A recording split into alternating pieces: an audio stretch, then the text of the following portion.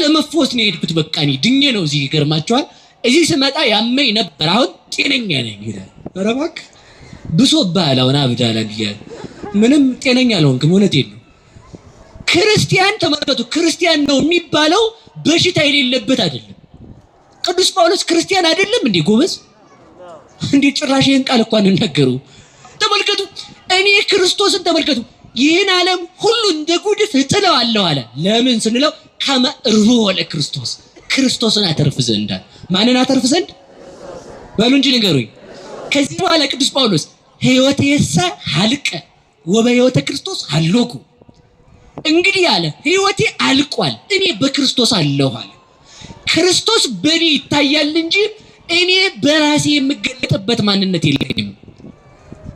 ተማለ ምን አለ ቅዱስ ጳውሎስ? ተመሰሉ ኪያየ በከመ አነ እትሜሰሎ ለክርስቶስ። ታዲያ ስታገኝ የማያልፍ እግዚአብሔር መኖሩን አስበው። ስትሾም የማያልፍ መንግስት ያለው እግዚአብሔር መኖሩን አስብ።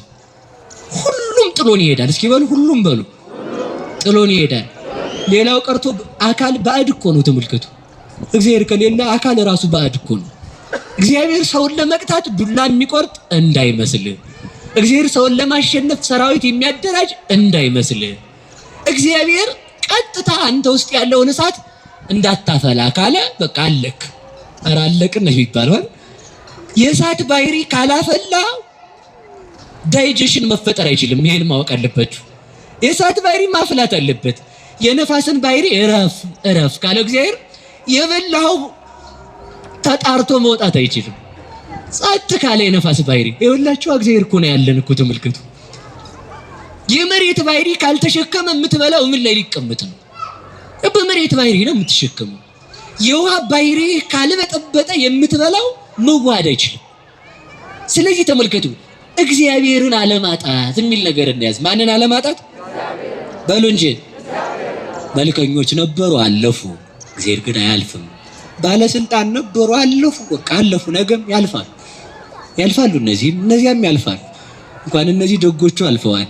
እነዚህ ነው ያልኩት። አደራችሁ። በስመ አብ ወወልድ ወመንፈስ ቅዱስ አሐዱ አምላክ። በወለደ በማይወለድ በእግዚአብሔር አብ ስም፣ በተወለደ በማይወለድ በእግዚአብሔር ወልድ ስም፣ በሰረጸ በማይወልድ በማይወለድ በእግዚአብሔር መንፈስ ቅዱስ ስም ቢጽ ለሌላት መንግስታቸው ክብርና ምስጋና ይድረሰው። እግዚአብሔርን የወለደችልን የሕይወታችን መሶብ እናታችን ቅድስት ድንግል ማርያም ከሞት ወደ ሕይወት ከርኩሰት ወደ ቅድስና ከጨለማ ወደ ብርሃን ከሲኦል ወደ ገነት ከአሳር ወደ ክብር የወጣንባት ሥላሴን ያየንባት ዓይናችን ንጽሕተ ንጹሐን ቅድስተ ቅዱሳን ድንግል ማርያም ለስም አጠራሯ ክብርና ምስጋና ይድረሰው። ጻድቃን ሰማዕታት፣ ደናግል መነኮሳት እንደየክብርና እንደየሞገሳቸው ክብርና ምስጋና ይድረሳቸው።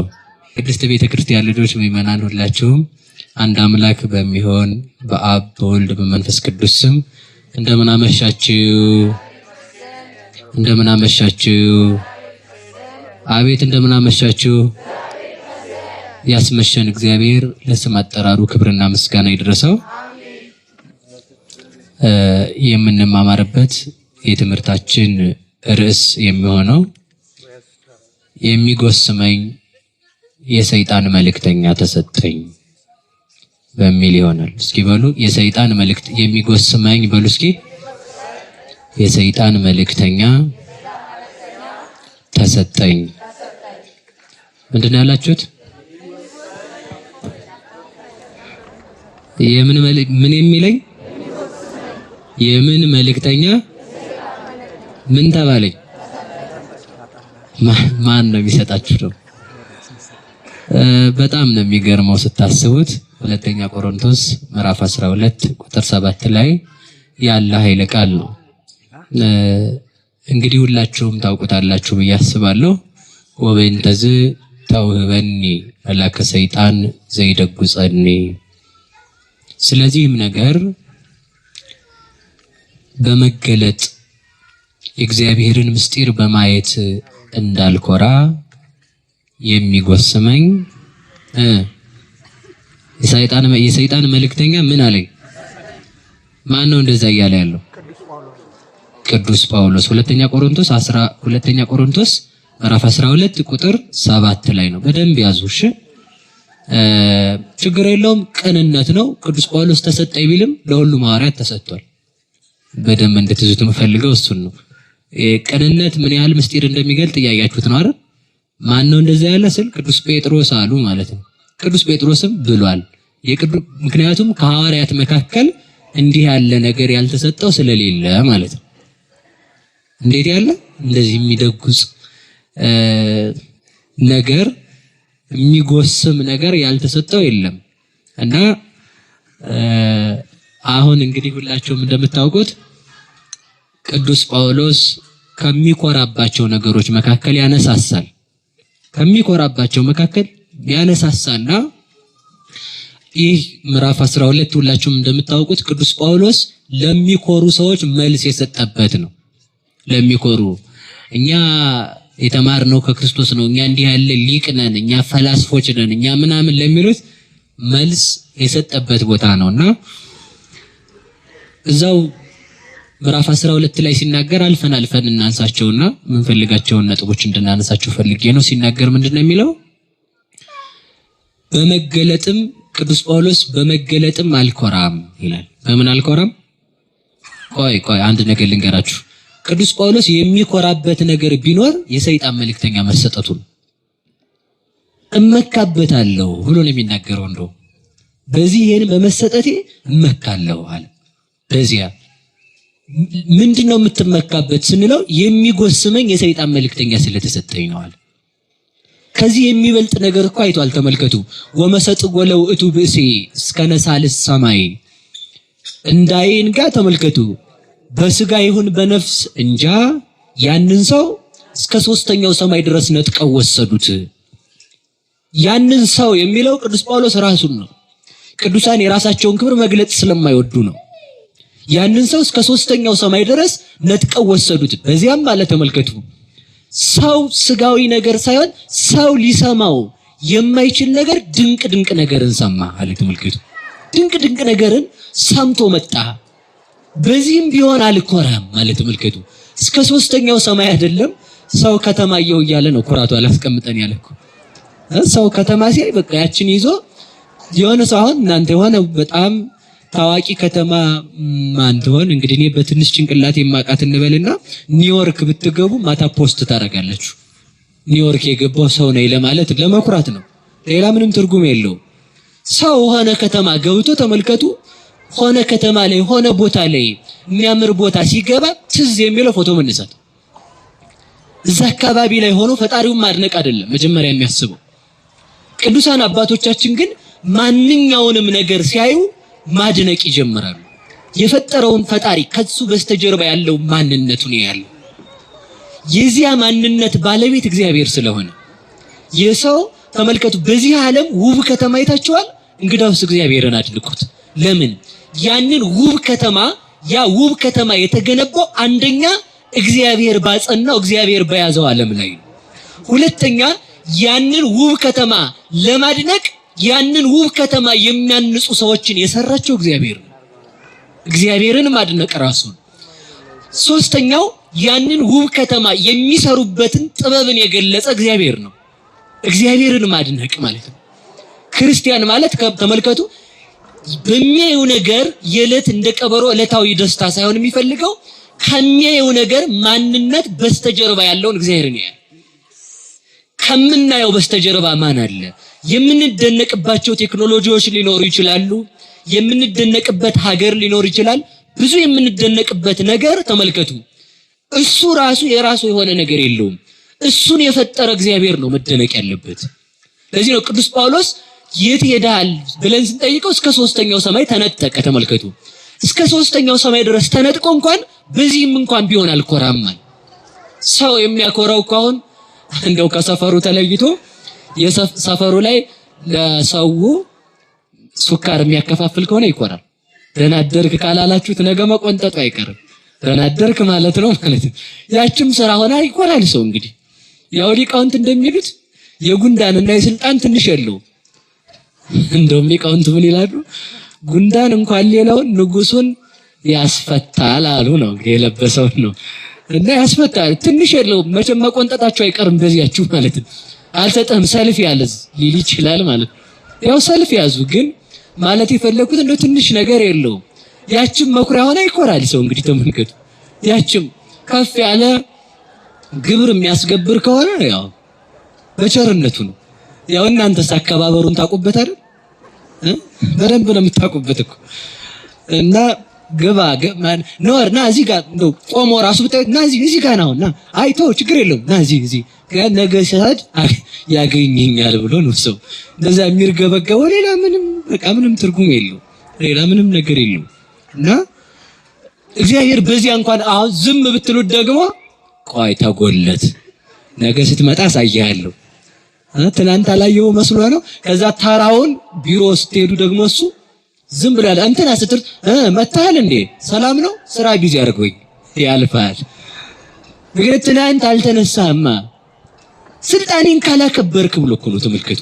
እና በዚያ የሚኮራሉ ሰው በዚያም የማያስኮራ ብትሾም ተሹማ አልተወለድክም ስልጣን የሌለ በራስ እንኳን አካል ማዘዝ የማትችል ሆነ ነው የተወለድከው። ምን ሊያኮራ ይችላል? ሰው ሲወለድ ራሱን መጠበቅ አይችልም፣ ሲሞትም ራሱን ሳይጠብቅ ይሞታል።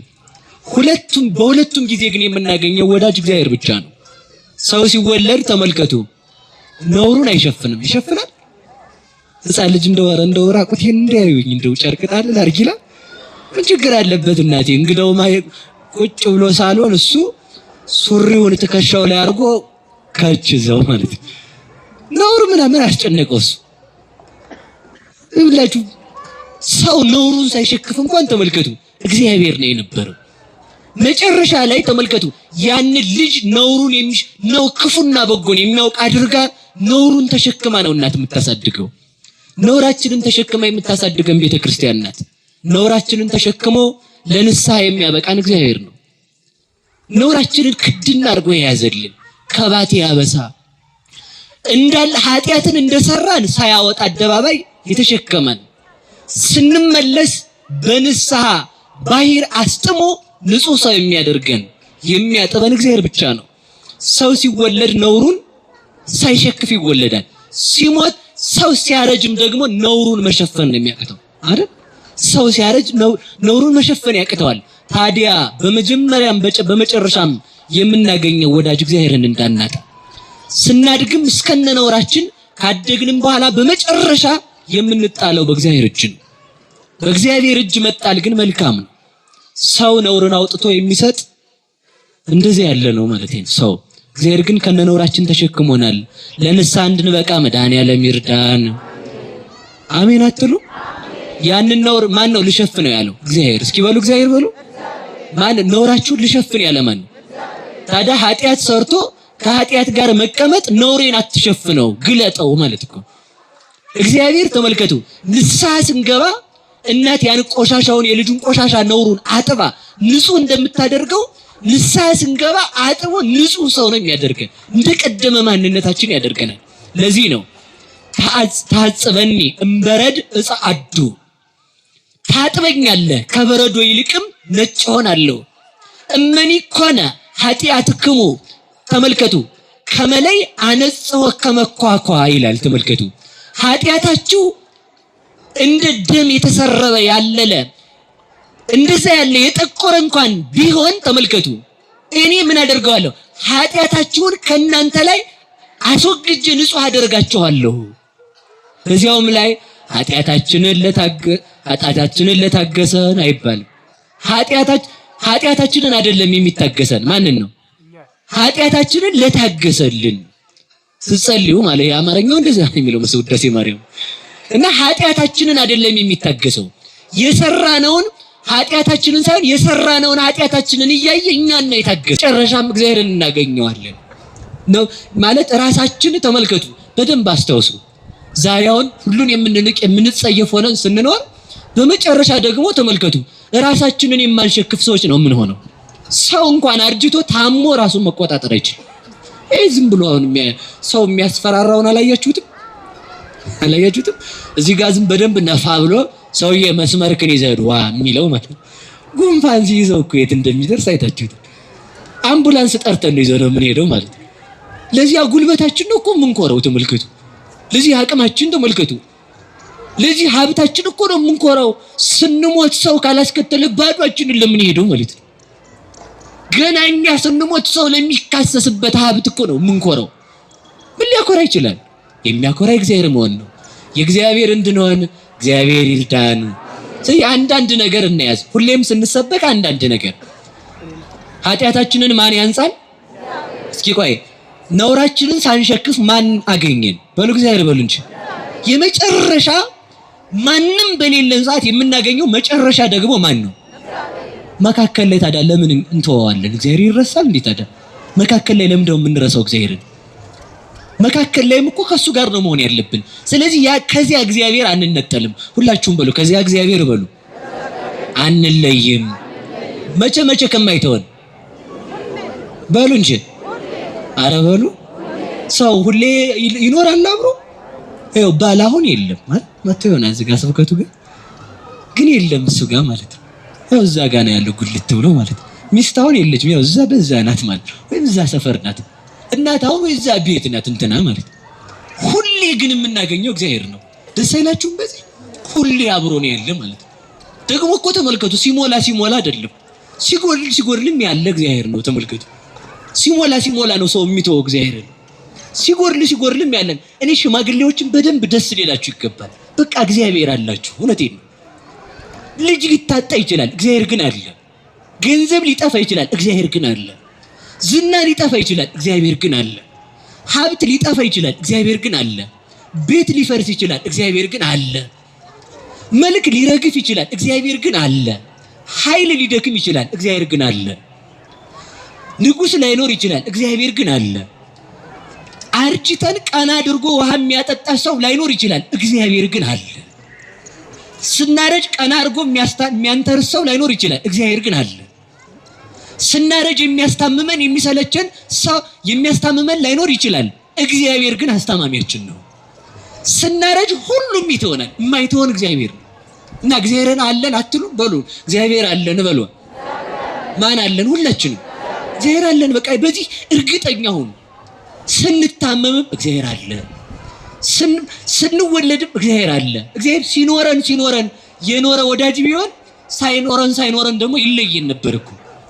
እግዚአብሔር ሲኖረን የሚመጣ ወዳጅ አይደለም፣ ሳይኖረንም ያለን ወዳጅ ነው። እንደሱ ያለ ማን አለ? ተመልከቱ፣ የማይተው ክንዱ የማይዝል ፍቅሩ የማያልቅ ኃይሉ የማይደክም ሳይነግሩት ብሶትን የሚያውቅ ሳይሉት የሚረዳ ሰው ላይ ይረዳችሁ ይችላል፣ እግዚአብሔር ግን ይረዳቸዋል። የእውነት ይሄን ማኑ እስኪ ሰው ላይ ይረዳ ይችላል። ሰው ቢያዳምጥ 30 ደቂቃ ነው። ያው እንግዲህ ጀመረች ነገሯን ነው የሚል ሰልችቶ ማለት ነው። እግዚአብሔር መቼ እንደዛ ብሎን ያውቃል? እውነቴን እኮ ነው። እንደዛ ብሎን አያውቅም እግዚአብሔር። ክንዱ ቢሸከመን የማይዝል ቢያጥበን የማይሰለች ቢመግበን የማይሰለችን እግዚአብሔር ራሱን የሰጠን መድኃኒዓለም የተመሰገነ ይሁን። ማን አለን? በሉ እንጂ እግዚአብሔር አለን። ሲሞላም እግዚአብሔር አለን፣ ሲጎድልም እግዚአብሔር አለን፣ ስንሾምም እግዚአብሔር አለን፣ ስንሻርም እግዚአብሔር አለን፣ ስንታመምም እግዚአብሔር አለን፣ ጤነኛም ስንሆን እግዚአብሔር አለን። ማን አለን? እግዚአብሔር አለን። ከኛ ጋር የሆነ አምላካችን የተመሰገነ ይሁን። ከዚህ አምላክ እንላይ እንኑር ከእርሱ ጋር። በሉ እንጂ ንገሩኝ። ሁሉም ነገር ሲኖር ተመልከቱ፣ ስታገኙ አትርሱት፣ ስታጡም ተስፋ አትቁረጡ። በእግዚአብሔር ስታገኙ አለመርሳት ማለት ነው። እግዚአብሔርን አለመርሳት። ዛሬ ባገኝ ነገ አጣለሁ። እውነቴን ነው። የዚህ ዓለም ሀብት እንደ ጤዛ ነው። ይኸውላችሁ ትናንት የነበሩ መልከኞች ዛሬ አሉ እንዴ? አሉ። እነዚህ መልካቸው ዓለም የሚያጨበጭብላቸው በጂኒስ ቡክ በምናምን ቡክ የተመዘገቡ አሉ የሉ? መቃብራቸው ሲታወቅ ይሆን? አይታወቅም። የሉ። ትናንት የነበሩት መልከኞች አልፈው ይሄዳሉ። ዛሬ ደግሞ አዲስ ብቅ ይላል ደግሞ ማለት ነው። ዛሬ ያሉት ነገ ያልፋሉ። ታዲያ ይኸውልህ ስታገኝ የማያልፍ እግዚአብሔር መኖሩን አስበው። ስትሾም የማያልፍ መንግስት ያለው እግዚአብሔር መኖሩን አስብ። ሁሉም ጥሎን ይሄዳል። እስኪ በሉ ሁሉም በሉ ጥሎን ይሄዳል። ሌላው ቀርቶ አካል ባዕድ እኮ ነው። ተመልከቱ፣ እግዚአብሔር ከሌለ አካል ራሱ ባዕድ እኮ ነው። እግዚአብሔር ሰውን ለመቅጣት ዱላ የሚቆርጥ እንዳይመስል፣ እግዚአብሔር ሰውን ለማሸነፍ ሰራዊት የሚያደራጅ እንዳይመስል፣ እግዚአብሔር ቀጥታ አንተ ውስጥ ያለውን እሳት እንዳታፈላ ካለ በቃ አለክ። ኧረ አለቅን ነው የሚባለው። የእሳት ባህሪ ካላፈላ ዳይጀሽን መፈጠር አይችልም። ይሄን ማወቅ አለባችሁ። የእሳት ባህሪ ማፍላት አለበት። የነፋስን ባህሪ እረፍ ካለ እግዚአብሔር የበላው ተጣርቶ መውጣት አይችልም።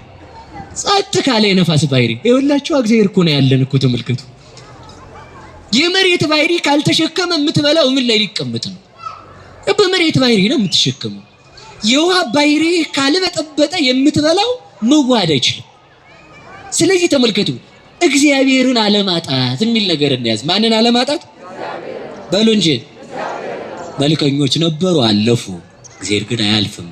ባለስልጣን ነበሩ አለፉ፣ በቃ አለፉ፣ ነገም ያልፋሉ። እነዚያም ያልፋሉ። እንኳን እነዚህ ደጎቹ አልፈዋል። እነዚህ ነው ያልኩት፣ አደራችሁ እንኳን እነዚህ ነው ያልኩት። ደጉም ያልፋል፣ በቃ አይደል እንዴ? ያልፋል። የማያልፈው ግን እግዚአብሔር ነው። እኔ ምንም ነገር ልሰብካችሁ አይደለም የሚፈልኩት። የማያልፍ አምላክ አለ እንበሉ ሁላችሁ። የማያልፍ በሉ ማን አለን? ስለዚህ በዚህ ከማያልፈው አምላካችን መታረቅ መጣላት በሉ እንጂ መታረቅ መጣላት። ሌላው ቀርቶ ሰው ብንታመም ይሰለቻል አይሰለችም? እናት ናት የማሰለች ይባላል። አሰለችማ ግን ትሰለቻለች። 40 ዓመት አንድ ልጅ ቢታመም ኧረ እንደው ዛሬስ እንደው ወይ ወስዶ በገላገለኝ ማለት አይቀርም። ካልዳነ ምን ያደርጋል ልትል ትችላለች። ይኸውላችሁ 40 ዓመት ሙሉ ተሸክሞ የማይሰቀቀን አምላክ እኮ ነው። ሁሌ የሚይዘን ከእሱ ጋር እንድንታረቅ ራሱ ይርዳን። ሁላችሁም እጃችሁን አውጡ። እንታረቅ ከእግዚአብሔር ጋር በሉ። እንታረቅ በሉ እንጂ በሉ። እንታረቅ በሉ። እሱ እንኳን እንታረቅ ብሎ መጥቶ የለ እንዴ? በሉ እንታረቅ በሏል። ምን እንበል? መታረቂያችን ደግሞ ምንድን ነው? ጥፋታችንን ማመን። ጥፋትን ማመን ምንድን ነው? ንስሐ መግባት። በሉ ንስሐ መግባት በሉ። እሺ ከእግዚአብሔር ጋር መቼ እንታረቅ? መቼ እንታረቅ ነው? መቼ እንታረቅ? እግዚአብሔር ይስጣችሁ፣ በእውነት ሊቅ ናችሁ መቤቴ። መቼ እንታረቅ? አሁን መታረቅ አለብን። አሁን ንስሐ አባት ስለሌለን ነገ ስራ የምትገቡ ከስራ መልስ እግዚአብሔር ለንስሐ ያብቃችሁ። ስራ የማትገቡ ሄዳችሁ ለንስሐ አባታችሁ ተናገሩ። እሺ በሉ። ትናዘዛላችሁ? አዛኝን እስኪ ንስሐ የምትገቡ እጃችሁን አውጡ። መሸንገልም ሳይሆን ቀጥታ ዝም ብላችሁ አውጡ። እጃችሁ አውጡ፣ ከፍ አድርጉ እስኪ። ንስሐም ሌሎቹ ጻድቅ ናቸው እንዴ? እንደው እንጃ አልተጣልተናል ብላችሁ አደቀድም። እስኪ አውጡ፣ ከፍ አድርጉ። ከፍ እግዚአብሔር ያችሁ በምህረት ማለት ነው። እሺ ቆይ ልንገራችሁ። ከማን ጋር መታረቅ? ከማን ጋር መታረቅ? እሱን መቼም ስለማናጣው ከሱ ጋር ስንታረቅ ተመልከቱ ምን እንሆናለን? ሰላም እንሆናለን። ምንም ብናጣ እግዚአብሔር አለን። እስኪ በሉ ሁሉ ምንድነው? ቅዱስ ጳውሎስ ምን አለ? እንዛ አልብነ ኩሉ ብነ፣ ምንም የለንም ግን ሁሉ አለን። እስኪ በሉ ምንም የለንም በሉ ግን ሁሉ አለን። ምንም የለንም አለ። ያው ወርቅም ብርም የለኝም ማለቱ ነው። ግን ሁሉ አለኝ አለ። ደግሞ እንዴ ምንም የለኝም፣ እሺ አዎ የለም፣ እንግዲያውስ ደግሞ ሁሉ አለኝ። የሁሉ ጌታ እግዚአብሔር አለኝ። የሁሉ ጌታ እግዚአብሔር ካለኝ ወርቅ የለኝም ብዬ አላዝንም። የዓለም ቤት እግዚአብሔር ካለኝ ቤት የለኝም ብዬ አላዝንም። ስሜ እግዚአብሔር ካለኝ ክርስቶስ ተብሎ ክርስቲያን ያደረገኝ እግዚአብሔር ካለኝ በዚህ ዓለም ስም የለኝም ብዬ አላዝንም። እሱ ለአባቱ ወልድ ሆኖ እኔን ደግሞ ለሱ ልጅ ያደረገ እግዚአብሔር ካለኝ በዚህ ዓለም የንጉሥ ልጅ ስላልሆንኩ ብዬ አላዝንም። ሰማያዊ ልብስ ልጅነት ካለኝ በዚህ ዓለም ልብስ የለኝም አለ። ግን ልብስ አለኝ፣ ከልብስ የሚበልጥ ልብስ ልጅነት እኮ ነው። ልብስ የሌለኝ ነኝ አለ። ግን አለ ምን አለ? የልጅነት ልብስ አለኝ። ልብስ የለኝም፣ የልጅነት ልብስ ግን አለኝ፣ ከሁሉ የበለጠ ልብስ። ሀገር የለኝም፣ አዎ በዚህ ዓለም ሀገርን ትቼ ሀገር ግን ያለኝ እኔ ነኝ አለ። ዓለምን ትተው ዓለምን የገዙ ሐዋርያት ናቸው። ቅዱስ ጳውሎስ ምን አለ? ጥቀን ኮይንን ከመመላእክተ ተመልከቱ ህድጉስ ሰዘዘ ዓለም፣ ይህን ዓለም ተውት መላእክትን እንገዛለን። በዚህ ዓለም ስልጣን አልለገሰም ቅዱስ ጳውሎስ፣ ግን ሰማይና ምድርን የመግዛት ስልጣን አለው። ክርስቲያን ማለት እንዲያ ነው። የምትበላው ላይኖር ይችላል፣ ግን ካንተ በላይ የምትበላው ያለ ሰው የለም። ለምን? ክርስቶስ ነዋ ምግብህ። ጫማ ላይኖር ይችላል፣ ካንተ በላይ ተመልከት፣ ይህ ጫማ እሳት ያቃጥለዋል። የወንጌል ጫማነት ግን ላንተ አለ፣ እስከ ሰማይ የምትረማመድበት ጫማ። ምርኩዝ ላይኖር ይችላል፣ መስቀሉ ግን ዓለምን ሁሉ ቀዝፈ የምትሻገርበት ምርኩዝ መስቀል ግን አለ። አክሊል ዘውድ ላይኖር ይችላል፣ ቤተ መንግስት የማያልፍ ዘውድ ግን አለ። ከኛ በላይ ማን ባለጸጋ አለ? አያችሁ አይደል? እስኪ በሉ ምንም የለን። ማን ነው? ምንም የለንም በሉ። ግን ምን አለን? ሁሉ አለን። እግዚአብሔር ካለ ሁሉ አለ። እግዚአብሔር ካለ በመንግስተ ሰማያት መንገስ አለ። ይኸውልህ በዚህ ዓለም ንግስና ነው እንዲህ የምትፈልገው? ቢኖርህ ጥሩ ነው፣ ባይኖርህም ደግሞ በሰማይ ነው አንተ የነገስከው። የሚያልፍ ንግስና አይተን እንዳንሸበር እግዚአብሔር ይርዳን። ክርስቲያን አይሾም የሚል መጽሐፍ የለም። እሺ ተሾሙ። ግን ተሾማችሁ ግን እንግዲህ ችግሩ የሹም ጅል ባይሾምም ግድ የለ ባይሾምም ግድ የለ እየበላ ቁጭ ካለ አንዳንዱ ሰው ይላል ተጥዶ አይፈላ ተሹሞ አይበላ የለም ብላ ይላል። እንዴ አንተ ሰው ጅል ነህ እንዴ? ተሹሞ አይበላ እያልክ አትብላ ጌታዬ። ዝም ብለህ ቅን ፍረድ። በዚያም በስልጣን ሆነ ቅን የምትፈርድ ከሆነ ችግረኞችን የምታውንሱ በቃ የሚያስገባው ደህና ልብስ የለበሰ አስገባው። ምናልባት ባለ ከረባት ካረገ ተከርብቶ አለቀ እንጂ ትውልዱ መግባቱ ይገባል። ችግር የለም። ግን እንደዚህ ለብሶ ደርበብ ብሎ ከመጣ አስገባው እንዲህ ብሎ ለብሶ ከመጣ ነው ቆይ በለው እሱ ግባ። እንደዚህ ሳታረግ በቅን ከፈረድክ መንግስተ ሰማያት ያንተ ናት። በቃ መንግስተ ሰማያት የት ነው የሚገኘው? እጅ ላይ ነው። በቃ እኔ ወደ ነገር የለመደሳችሁ ማን አለን? ስለዚህ ከማን ጋር ትታረቃላችሁ? ከእግዚአብሔር ጋር ከታረቅን ሁሉ የማን ነው? ምንም የለን፣ ግን ሁሉ የማን ነው? እንጀራ ነው የምትፈልገው። የክርስቶስ ስጋ ለአንተ እንጀራ ነው። የክርስቶስ ደም ለአንተ መጠጥ ነው። ካንተ በላይ ማን ሰው አለ ነው? እንዲሁ ከሆነ ጉራ አይደለም። በዳቦ ሆዳቸውን የሞሉ ሰዎች ናቸው የሚያስቀኑ፣ ይሞታሉ። የክርስቶስን ስጋ ከበላ ነው የምታስቀነኝ። እኔ ለዘላለም ሕያው የሚሆን የእግዚአብሔርን ስጋ የበላ ነው እንጂ ሰው ልብስ ቆንጆ ልብስ የለበሱ ፋሽን የለበሱ ናቸው፣ ፋሽው ያለቁት ናቸው የሚያስቀኑ። እነሱ አይደሉም። እግዚአብሔርን የለበሰ ነው የሚያስቀነው። ተመልከቱ። እግዚአብሔርን እንድንለብስ እግዚአብሔር ይርዳን። ትገባላችሁ ንስሐ? አዎ በሉ እንጂ። ቸር መልአኩን መድኃኔዓለም ይላክላችሁ፣ ንስሐ ግቡ። አሁን እንግዲህ ማስፈራራት ካልፈለጋ አለመግባት ትችላላችሁ፣ ከጠገባችሁ ማለት ነው። ካዋጣችሁ ማጣት እግዚአብሔርን ማጣት ከፈለጋ አትኩ። ግን እንዲያጸድቃችሁን በላችሁ ሳይሆን ከእግዚአብሔር ጋር ለመኖር ተብሎ ነው። ከእግዚአብሔር ጋር ስንኖር ምን አገኘን ማለት ነው? ጽድቅ አገኘን እኮ ማለት ነው። ገብቷችኋል? እኛ ትራፊ እንጀራ በመጠበቅ አይደለም የምንኖረው። እግዚአብሔርን ራሱን ከያዝነው ሁሉ የኛ። ምን ችግር አለ? ምን የሚቸግራችሁ እግዚአብሔር ካለ? እስኪ የሚቸግር እንደው አንድ ጥቀሱልኝ። አንድ የጤፍ ጥሬ የምታክል ትጠቅሳላችሁ? ነገሩኝ እንጂ የለም። እስኪ ወደ ነገር የለድ በዚሁ እንዳላድር እና እስከ ሶስተኛው ሰማይ ነጠቁት። እስከ ሶስተኛው ሰማይ ማለት ምን ማለት ነው? አየህ፣ በቁሙ አንደኛው እስከ የመላእክትን ከተማ አልፎ ኢዮር ራማን አልፎ ሄደ ነው። እስከዚያ ድረስ ደርሶ ሰው ሊሰማው የማይችለው ነገር ሰምቶ መጣ ቅዱስ ጳውሎስ። እኔ በጣም ይደንቀኛል። ቅዱስ ጳውሎስ ሰው የማይሰማው ነገር ሰምቼ መጣው ካለ ተመልከቱ፣ እሱ የሄደው ሰማይ ነው። እግዚአብሔርን በማህፀኗ የወሰነች ድንግል ማርያም ምን አይነት ነገር ሰምታ ይሆን? በጣም እኮ ነው የሚደንቀኝ። እኔ ቅዱስ ጳውሎስ ለሰው የማይነገር አለ፣ ድንቅ ነገር ሰማው አለ። የት ሄዶ ሰማይ? የት ደርሶ መላእክት ከተማ? እመቤታችን ግን የመላእክትን ፈጣሪ በማህፀኗ ይዛ ምን አይነት ድንቅ ነገር ሰምታ ይሆን? ለዚህ እኮ ነው ማርያምን ምንድነው ወተወዲዮ በውስተ ልባ፣ ማርያምን በልቧ ተጠብቀው ነበር። ድንግል ማርያም የሰማችውን ብትናገር አለ ቅዱስ ያሬድ፣ ማርያምን ትቤን ተጾረቶ በከርሳ፣ በማህፀኗ የወሰነችው ቅድስት ድንግል ማርያም ብናገር አለች። ተመልከቱ፣ እኔ የማውቀውን ብናገር ካፌ እሳት ወጥቶ ዓለም ያቃጥለዋል አለች። ቅዱስ ጳውሎስ ምን ሞግተው በዚህ ነው እንግዲህ ተመልከቱ። ቅዱስ ጳውሎስ ሰማይ ደርሶ ፍጥረት ሊሰማው የማይችል ነገር፣ እስኪ በሉ ሊሰማው በሉ የማይችል ነገር ምንድነው ሲባል ልሰማው አልችልም። በቃ ቢናገር እስካልከኝ ልሰማው አልችልም። ተፈነዳ ይሆናል። ምን እናውቃለን ወይ እንዴ?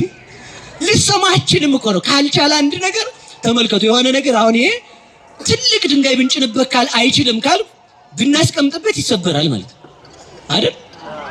አንድ ሰው 100 ኪሎ ጤፍ ካልቻለ 100 ኪሎ ጤፍ ተሸከም ብትሉት አይ አልችልም ቢል ዝም ብለህ ያዝ ብትሉት ወድቆ ቲማቲም ነው የሚያደርገው እዛው ይዞ ማለት በቃ ሌላ ምንም ለውጥ የለውም። እና ሰው ሊሰማው የማይችል ነገር ሰማው ካለ ተመልከቱ። የቅዱስ ጳውሎስ እመቤት ድንግል ማርያም ምን አይነት ምስጢር ይዛ ይሆን? ፍጥረት የማያውቀው እሷንም ማወቅ አይቻልም። ተመልከቱ። እሱ ሄዶ አንድ ጊዜ አይቶ መጥቶ ተመልከቱ።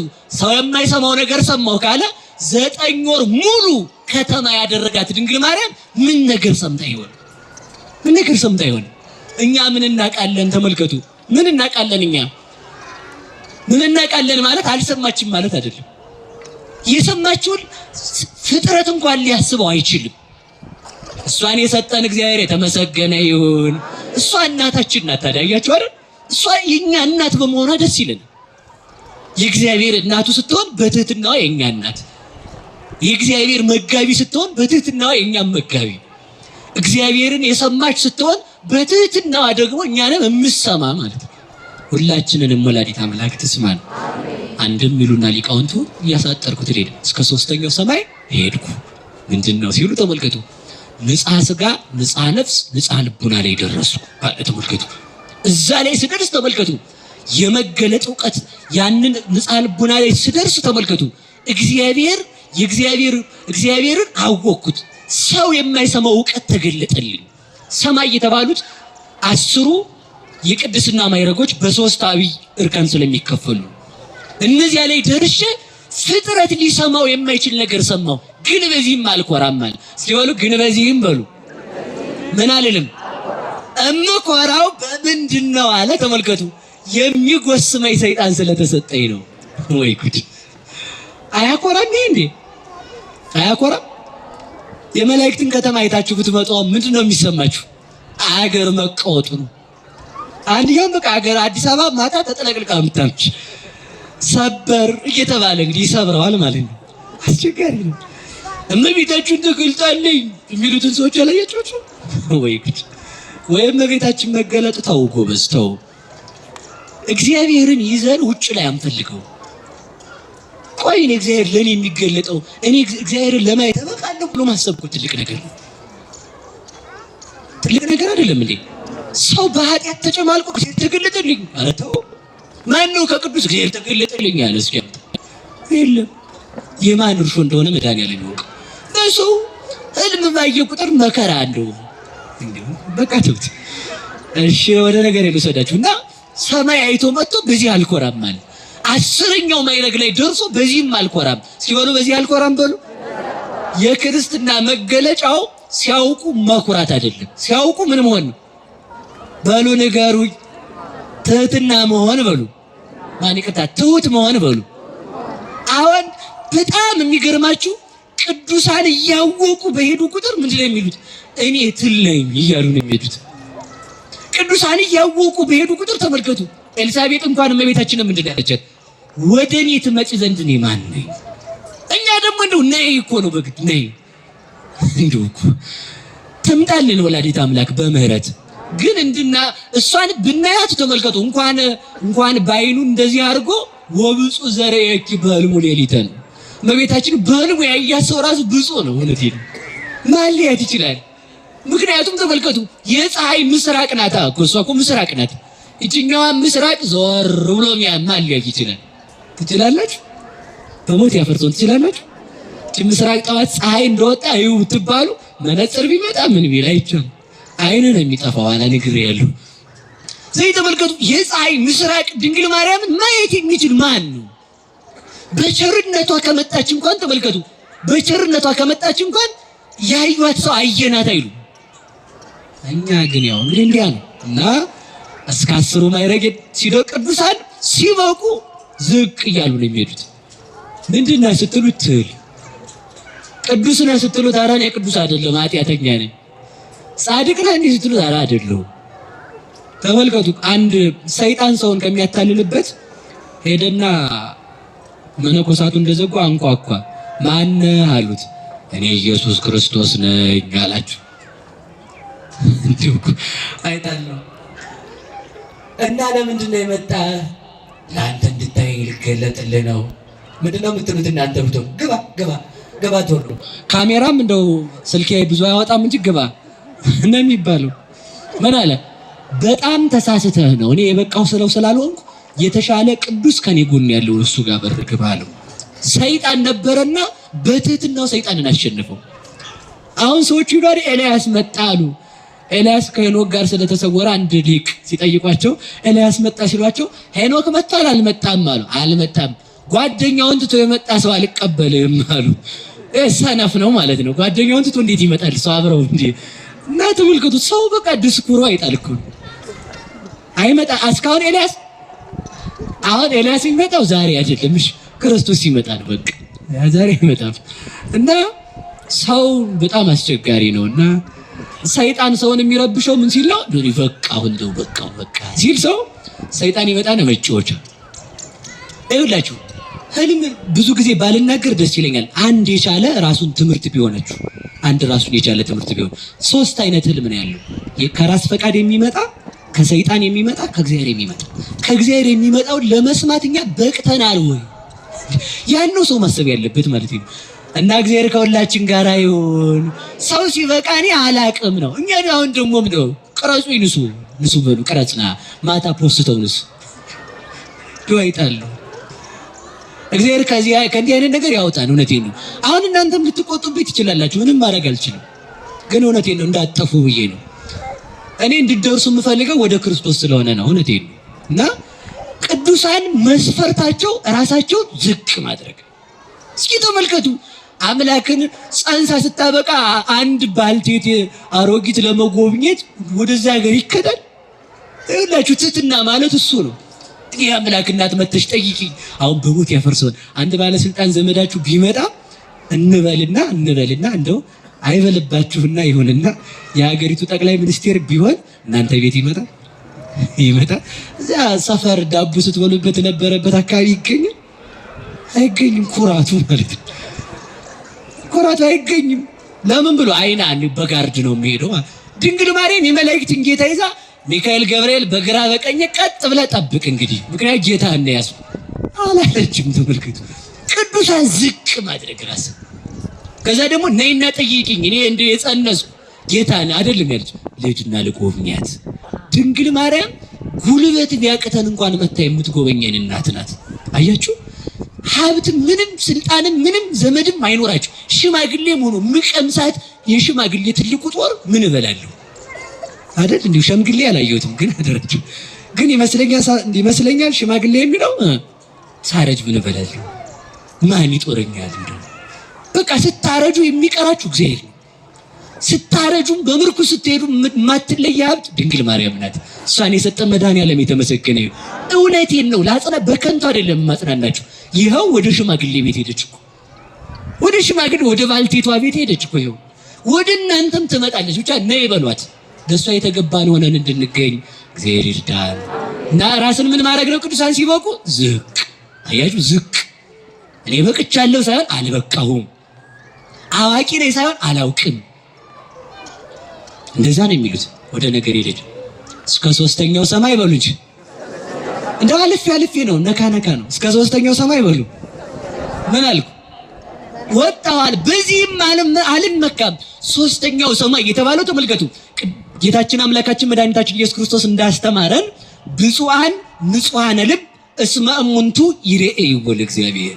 ልባቸው ንጹህ የሆነ ብፁዓን ናቸው። ማንን ያዩታል? በሉ እንጂ ማንን ያዩታል? ስለዚህ ምንድነው 3 ሰማይ የተባለው? ሰማይ ራሱ እግዚአብሔር ነው። 3 ሰማይ የተባለው አብ ወልድ መንፈስ ቅዱስ ነው።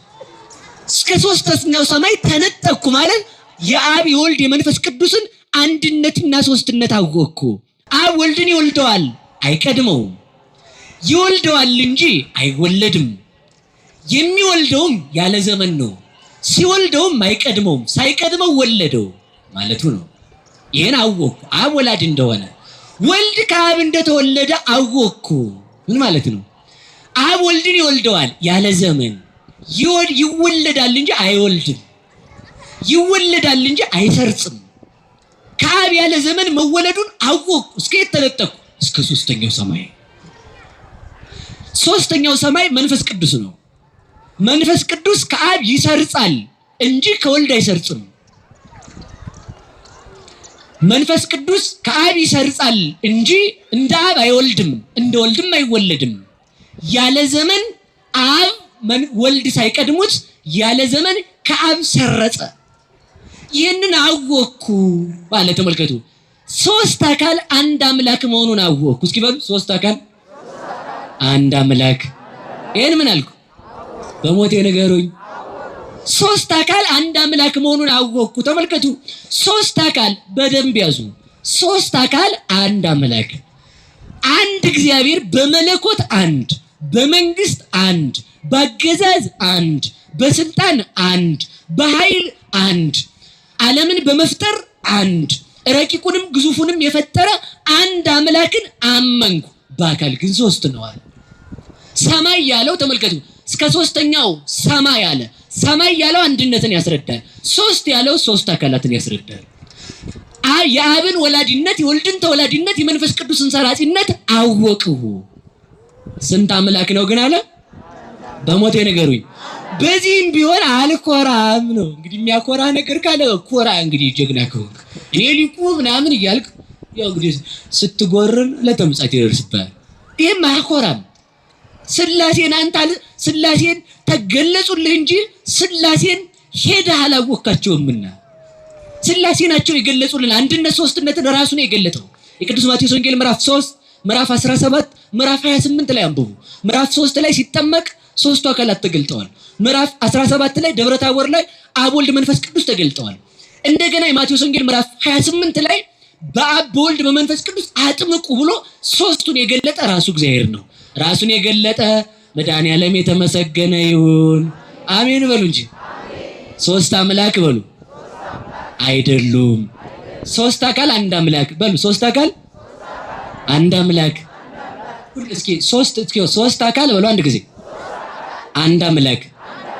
ሶስት ሰዎች አሁን ያልኩትን ቃል ሶስት አምላክ ነኑ። እስኪ ሶስታችሁ አብራችሁ ሶስታችሁ አንድ ጊዜ ልጅ በቃ እንግዲህ ወይ እዚህ ጋር ቆርጥና ወደ ምን ነገር ይሄዳሉ ነው። ቶሎ ፈጠን በሉ እንጂ እናንተስ እንደው ሶስት አካል በሉ። ሁላችሁም ጠጋ በሉና ማይኮ ጋር ማለት ነው። ሶስት አካል አንድ አምላክ። ስንት አምላክ? ስንት አካል? እግዚአብሔር ይስጥልን። ቆይ አሁን ተመልከቱ። ሶስት አካል የሚለውን ሶስቱም በተለያየ ድምጽ ተናገሩት። ስንት ሰው ተናገረው? ሶስት ድምጽ ሰማችሁ አይደል? ቃሉ ስንት ነው? ቃሉ ስንት ነው? ሶስት ሰዎች የተናገሩት ስንት ቃል አለ? እግዚአብሔር ይስጥልኝ። የምሳሌ ማስረጃ ላይሆን ይችላል። ምሳሌ የሚመስለው ብቻ ይወሰዳል። የአገልግሎት ዘመናችሁን ይባርክ። ሰላም ቁጭ በሉ። እሺ ሊያድሩ ነው እንዴ እነሱ ሳመጣጣቸው? አይ ታው እንጂ አይሳቅም ነው አይደለም? እሺ አሁን ተመልከቱ። አንድን ቃል ሶስት ሰዎች ቢናገሩት በሶስት ሰዎች ድምጽ ብንሰማው የሶስት ሰዎች ድምጽ ሰማን አይደል? ቃሉ ግን ስንት ነው? ሶስት አካል ቢኖረውም እግዚአብሔር ግን ስንት ነው? በሞቴ ንገሩኝ። በሞቴ አንድ ነገር ብቻ ልናገር። በጣም ብዙ ጊዜ ሊቃውንት ያስረዱበት ስለሆነ ፀሐይ ስንት ናት? እሺ ሙቀት ነው ፀሐይ? ብርሃን ነው ፀሐይ? ክበብ ነው ፀሐይ? ሶስት ፀሐይ ነው አንድ ፀሐይ ነው? ሶስት ምን ፍጥረት ራሱ ሶስት ነገር ያለው አንድ ይሆናል ማለት ነው። አንድ ስትለው አንተ እንደምታውቀው አንድ አይደል። አንተ የምታውቀው ሲንግል አንድ ነው የምትሉት እናንተ። ይቅርታ እንግዲህ በጣም ይቅርታ ስለተዋስኳችሁ። እና ሲንጉላር የሆነ የተለየ አንድ ነው። አንተ አንድ አሳየ ብትባ እንዲህ አይነት አንድ ነው የምታሳየው አይደል? ስላሴ ግን እንዲህ አይነት አንድ አይደሉም። አንተ እንደምታውቀው አንድ አይደሉም ነው። አንተ የምታውቀው አንድ ነጠላ ነው። ሶስት ስትል ደግሞ አንተ የምታውቀው ሶስት አንድ አይደለም። ስላሴ ግን ሶስት በሉ እንጂ። ከዛ ደግሞ አንተ ከምታውቀው ሶስት የተለየ ሶስት ከስ የተለየ ሶስት በሉ። የተለየ አንድ። ፀሐይ ሶስት ነገር አለ ግን ስንት ፀሐይ ናት? አንድ ሰው ዝም ብሎ ደርሶ ስርዓት ያዙ እንጂ እንደው አሁን እግዚአብሔር 3 ነው ብላችሁ እንዴት አንድ ትላላችሁ? ተው እንጂ ነው ካለ እሺ ሙቀት አለ የለ አለ፣ ክበብ አለ የለ አለ፣ ብርሃን አለ የለም አለ። ማን ነው ፀሐይ? ማን ነው ፀሐይ? በሉ ፀሐይ በሉ እንጂ ማን ነው ፀሐይ? ሙቀት ነው? ብርሃን ነው? ክበብ ነው? ስንት ፀሐይ ነው? አንድ ፀሐይ ነው። በቃ አለቀ እኮ ይሄ ነው። አንድ አምላክ ነው። ስጋን ሲዋሃድም ተመልከቱ ተዋሃደ እንጂ ስጋ ለወልድ ሁለተኛ ለስላሴ አራተኛ አልሆነም። ተዋሃደ ነው የሚባለው። ስለዚህ ተመልከቱ ይሄን ልዩ ሶስት ልዩ አንድ አወቁ። አንድ ፀሐይ እንደምትለው አንድ አምላክ በል። ሶስት ክብር እንዳላት ፀሐይ ሶስት አካል ብለህ እመን። ይሄንን ምን አልኩ አወቁ። በዚህም ግን አልኮራም ማለት እስኪ በዚህም አልኮራም በሉ በሉ ንገሩኝ። እምኮራው በምንድን ነው አለ በሉ ተናገሩ እንጂ ረሱል በመጎሰሜ በሉ አትሉ። እንጎስማችሁ ካልሆነ እንድትኮሩ ማለት ነው። የሚጎስመኝ የሰይጣን መልእክተኛ ተሰጠኝ። ተመልከቱ በጣም ነው የሚገርመው። አሁን ያዙ እንግዲህ ተርጓሚው ጋር ነው ትቼው ሄድኩ። ከላይ ያለውን እንዳለ በመገለጥም ቢሆን የመላእክት ቋንቋን በመናገርም ቢሆን በልሳን በመናገርም ቢሆን ይደረራራ በሚለው ሰዓት ሌላ ቋንቋ የሚሰማ ማለት ነው። ይሄን የሚለው የማይሰማ ነው። እሺ በዚህ አይደለም፣ ያ ልሳን አይደለም። ቋንቋ ማለት የሚደመጥ ማለት የሚል ሰው ያመመው ነው። ትንሽ ቋ ያረገው እንዲያ ሊል ይችላል ነው። ማንንም አልተናገርኩም ግን ይቅርታሽ እንዲያ ማለት ነውና ትሰማላችሁ ግን ሲባል የሚጎስመኝ በሉ ምን ተዝ የምን መልእክተኛ ተሰጠኝ በሉ ቅዱስ ጳውሎስ የሚጎስመኝ ያለው ተመልከቱ ለሐዋርያት እግዚአብሔር አንዳንድ በሽታ ሰጥቷቸዋል አሉ። እስኪ በሉ አንዳንድ በሽታ በሉ እስኪ አንዳንድ በሽታ በሉ ይስጣችሁ ለእናንተ። እሺ በቃ ምንም እግዚአብሔር ያረቀላችሁ። አቤት አቤት አቤት። እኔ እውነቴን ነው። በጣም መዳን አትፈልጉ፣ መታመም ጥሩ ነው።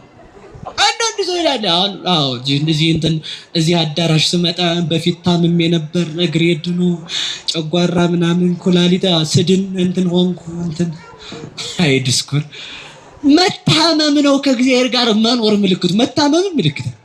አሁን አንዳንድ ሰው አለ ምናልባት ጸበል ይገርመውታል።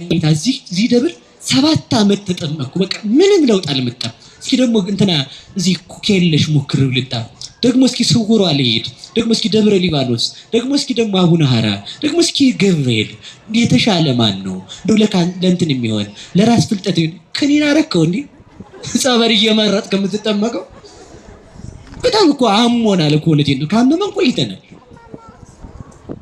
ያድነው የለም። እስኪ ወር የማያድነው የለም በሉ። በቃ እዚህም ያለው ያድናል፣ እዚያም ያለው ያድናል ያልኩኝ። እዚያ ያለው ያድንም፣ እዚያ ያለው ያድናል አላልኩም። ያድናል ብሎ ግን ሰውን መርጦ መስማት ይዟል። መርጦ ከብት ነው። አሁን ተመልክ ሰው አሁን መርጦ መብላት ያቃተው ሰው ነው። ከብት መርጦ ይበላል። አይታችሁ አጣው። እኔ ገጠር ነው ያደግኩት፣ እውነቴን ነው። እና ከብት ፈረፈር ነው በቃ ልናገረው። ከሆዱ የሚወጣውን ነገር እጣለበት ሳር ላይ ዞር ብሎ አሽትቶ አይበላል። ትቷት ነው የሚሄድ ማለት ነው። ሰው ዝም ብሎ ያገኘውን ጭምድደረ መድኃኒዓለም ዝም ብሎ ግጥም ማለት ነው። እውነት እንደዚህ አይበላም፣ ነውር ነው። ተመርጦ ነው የሚበላው። አሁን ሳቁ ብዬ አይደለም። እናንተ ምን ታድላችኋል፣ ትስቃላችኋል። እሺ ወደ ነገር ልውሰዳችሁ። ቆዩ፣ ከዚህ በኋላ አላስቃችሁ እና መርጦ አለመስማት እንዲህ ያለው ጸበል ለእንትን መድኃኒት የሚል ጉዳይ የለም። የቅዱስ ገብርኤል ጸበል ሁሉንም ያድናል። ሲው ሁሉን ያድናል በሉ። የቅዱስ ጊዮርጊስ ጸበል ስንቱን ያድናል? ሁሉን ያድናል። ምን ካለ እምነት ካለ። ታዲያ ሰው ምን ይላል? 7 ዓመት 8 ዓመት ተጠመቁ መፍትሄ የለውም። እንግዲህ ምን ይደረጋል? እስኪ እንደው ሰው አሁን ጸበል ሲሄድ የማይድንበትን ምክንያት ልንገራችሁ። እስኪ እንደው ልሞክረው ወይ ተሞክረው ሞክረው ወይና አይባልም ነው እኮ እድናለሁ ብሎ ሰው መዲያቅተዋል። እንዲህ ጎበዝ ልሞክረው ከሆነ ሞክረው ነው የምትመለሰው። ምንም ለውጥ አታመጣም። እና መሞከር አይቻልም፣ መጠመቅ። እስኪ መጠመቅ ነው በር በቃ እድናለሁ የሚል እምነት መኖር አለበት። አሁን በደንብ ያዙልኝ። ቅዱስ ጳውሎስ የሚጎስመኝ የምን መልእክተኛ ተሰጠኝ? ምን ማለት ነው? በሽታ ተሰጠኝ። እስኪ በሉ በሽታ በሉ ተሰጠኝ። ሰዓታችን አልቋል እንዴ? አልቆ እንደሆነ ቼክ ላድርገው። ስንት ደቂቃ ነው የሚቀረው? ካለቀ እኔ ምንም ማድረግ አልችልም፣ እተወዋለሁ። እውነት እኔ ልፈነዳ ነው እንዴ? እንግዲህ ገና ነው። እሺ ትሄዱ እንደ ቤታችሁ አትሄዱም? እሺ መጎሰም ነው ማለት ነው። ስለዚህ ተመልከቱ፣ ምንድነው ሲባል ለቅዱስ ጳውሎስ የተሰጠው ራስ ምታት፣ ራስ ፍልጠትና ሆድ ቁርጠት። እስኪ በሉ ራስ ፍልጠት በሉ፣ ሆድ ቁርጠት። ለማን የተሰጠ? አንድ ጥያቄ ጠይቁ፣ በሞት ያፈርሰውላችሁ። ቅዱስ ጳውሎስ የማን ተማሪ ነው? የክርስቶስ በሉ እንጂ የማን ተማሪ ነው? ከሐዋርያት በኋላ ተጠርቶ እግዚአብሔር ያናገረው፣ እግዚአብሔር የሚያናገረው፣ መላእክት የሚገለጡለት፣ እመቤታችን በግልጽ የምታነጋግረው ታላቅ አባት ነው። ያ አባት ምኑን ያማዋል? ራሱን። ምኑን ያማዋል? በሉ እንጂ በሉ። ሲያማችሁ ታዲያ እንግዲህ ወደ ሌላ ቤተ እምነት ትሄዱ? ይኸው ለመፎስ ነው የሄድኩት። በቃ እኔ ድኜ ነው እዚህ። ይገርማችኋል። እዚህ ስመጣ ያመኝ ነበር፣ አሁን ጤነኛ ነኝ ይላል። ኧረ እባክህ ብሶብሃል፣ አሁን አብዳላል እያለ ምንም ጤነኛ አልሆንክም። እውነቴን ነው። ክርስቲያን ተመልከቱ፣ ክርስቲያን ነው የሚባለው በሽታ የሌለበት አይደለም። ቅዱስ ጳውሎስ ክርስቲያን አይደለም እንዴ ጎበዝ? እንዴ ጭራሽ ይህን ቃል እንኳን እንነገሩ። ተመልከቱ፣ እኔ ክርስቶስን ተመልከቱ፣ ይህን ዓለም ሁሉ እንደ ጉድፍ እጥለዋለሁ አለ። ለምን ስንለው ከመ እርኅቦ ለክርስቶስ፣ ክርስቶስን አተርፍ ዘንድ። ማንን አተርፍ ዘንድ? በሉ እንጂ ንገሩኝ። ከዚህ በኋላ ቅዱስ ጳውሎስ ሕይወቴሰ ሀልቀ ወበሕይወተ ክርስቶስ ሀሎኩ፣ እንግዲህ አለ ሕይወቴ አልቋል፣ እኔ በክርስቶስ አለሁ አለ። ክርስቶስ በእኔ ይታያል እንጂ እኔ በራሴ የምገለጥበት ማንነት የለኝም። ተማለ ምን አለ ቅዱስ ጳውሎስ? ተመሰሉ ኪያዬ በከመ አነ እትሜሰሎ ለክርስቶስ፣ እኔ ክርስቶስን እንደምመስለው እኔን ምሰሉ። በሞት ያፈርሰው። እኔ ክርስቶስን እንደምመስል በሉ። ማን ምሰሉ አለ? እኔን ምሰሉ በሉ እንጂ። ቅዱስ ጳውሎስ ማንን ይመስላል? ማንን እመስላለሁ አለ? ክርስቶስን የሚመስል ቅዱስ ጳውሎስ ምን አለበት? በሽታ። ቆይ ተመልከቱ፣ ቅዱስ ጳውሎስ እኔ ክርስቶስን እመስላለሁ ካለ የድንግል ማርያም መልክ እንደ ክርስቶስ ያለ መልክ ነው ብለህ ምንድን ነው የሚያምህ? ቅዱስ ጳውሎስ እንኳን ተመልከቱ፣ ቅዱስ ጳውሎስ እንኳን በደሙ የከበረ ጳውሎስ እንኳን ማንን ይመስላል? በሞቴ ንገሩኝ። ድንግል ማርያምማ ማንን ትመስላለች? እግዚአብሔርን ትመስላለች። ለምን? የእግዚአብሔር እናቱ ናታ። የእሷን መልክ ይዞ የባሪያን መልክ ይዞ መጣ ሲል እኮ ቅዱስ ጳውሎስ ምን ማለት ነው? የሰውን መልክ ያዘ ማለት ነው። የሰውን መልክ ያገኘው ከድንግል ማርያም ነው። እሷን የሰጠ መድኃኒዓለም የተመሰገነ ይሁን። እሷን ሳናነሳ አይመሽም። በቃ ይመሻል። ክህነት ቢገኝ በሷ፣ ልጅነት ቢገኝ በሷ፣ ክርስቶስ ቢወለድ ከሷ፣ ሞት ቢሸነፍ ከሷ በተወለደው በክርስቶስ፣ ገነት ቢወረስ ከሷ በተወለደው በክርስቶስ፣ የዘላለም ረሃብ ቢቀር ከሷ በተወለደው በክርስቶስ፣ ስደት ቢቀር ከሷ በተወለደው በክርስቶስ፣ መድማታችን ቢቀር እሱ ተገርፎ ደምቶ መገረፋችን ቢቀር ከሷ በተወለደው በክርስቶስ፣ መታሰራችን ቢቀር ከሷ በተወለደው በክርስቶስ፣ መቃብር መውረዳችን ቢቀር ከሷ በተወለደው በክርስቶስ፣ የዲያብሎስ ባሪያ ከመባል ወጥተን የክርስቶስ ልጆች የተባልነው ከሷ በተወለደው በክርስቶስ፣ ዘላለማዊ መንግስተ ሰማያትን የወረስን ከሷ በተወለደው በክርስቶስ፣ ሞተን እንዳንቀር የትንሣኤያችን መሰረት የሆነው የተወለደልን ክርስቶስ የትንሣኤያችን በኩር የተወለደው ከሷ ከድንግል ማርያም። እሷን ሳንጠራ እንዴት ይነጋል? እንዴትም አይነጋም። እሷን የሰጠን እግዚአብሔር ይመስገን፣ እግዚአብሔር ይመስገን። ቅዱስ ጳውሎስ ተመልከቱ፣ ቅዱስ ጳውሎስ ተመልከቱ፣ ያ በሽታ ተሰጠኛል። በሽተኛ መሆን እኔ እንደው ሌላው ቢቀር እነግራቸዋለሁ። ዛሬ ታሪክ ላይ አንድ ደርሳለሁ ብዬ አስቤ ነበር። ብደርስ ደስ ይለኛል እግዚአብሔር ከፈቀደ። ከዚህ አንድ ነግሬያችሁ። ቅዱስ ጳውሎስ የማን ተማሪ ነው? በሞት የንገሩኝ። የክርስቶስ። አረ የሐዋርያት ነው እንዳትልሽ። ከሐዋርያት በኋላ ተጠርቶ ከሐዋርያት እኩል የሆነ ቅዱስ ጳውሎስ ነው። እና ቅዱስ ጳውሎስ ራሱን ያማዋል፣ ሆዱን ይቆርጠዋል። እንደዛ ሲሆን ምን አልኩት አለ? 3 ጊዜ እግዚአብሔርን ለመንኩት፣ 3 ጊዜ አስተውቋይ ክወለ እግዚአብሔር። 3 ጊዜ እግዚአብሔርን ማለድኩት፣ ራስ በሽታዬን አስወግዳልኩት። እሱ ግን ምን አለኝ?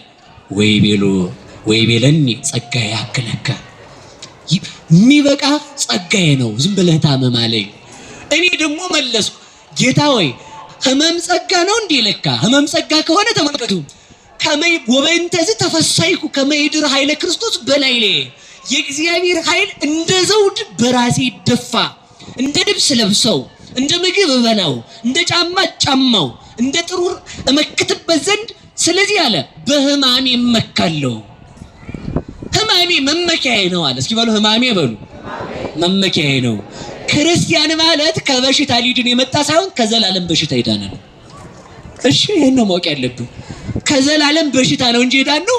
እንደዚያ ከሆነ ተመልከቱ የሚታመመው ጳውሎስ ግን ህመምተኛ ይፈውሳል። እስኪ በሉ በሽተኛው ጳውሎስ በሉ ኧረ በሉ በሽተኛ ያድናል።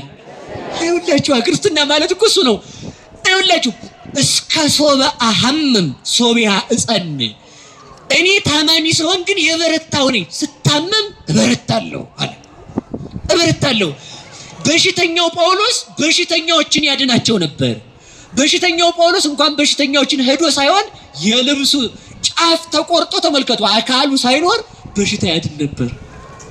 ክርስትና ማለት እየታመሙ መበርታት። ክርስትና ማለት ምን እያሉ መበርታት? አትናገሩ። ካመማችሁ ደስ ይበላችሁ፣ አታማሩ። በሽታ የሚጨመርባችሁ ስታማረሩ 1 ኪሎ የነበረው 2 ነው የሚሆን። እኔ አልመዘንኩትም። እሺ ካማረራችሁ ይጨምራል በሽታ። ሰይጣን እንዲርቅ ማመስገን ተመስገን ነው መድኃኒት እሱ ነው።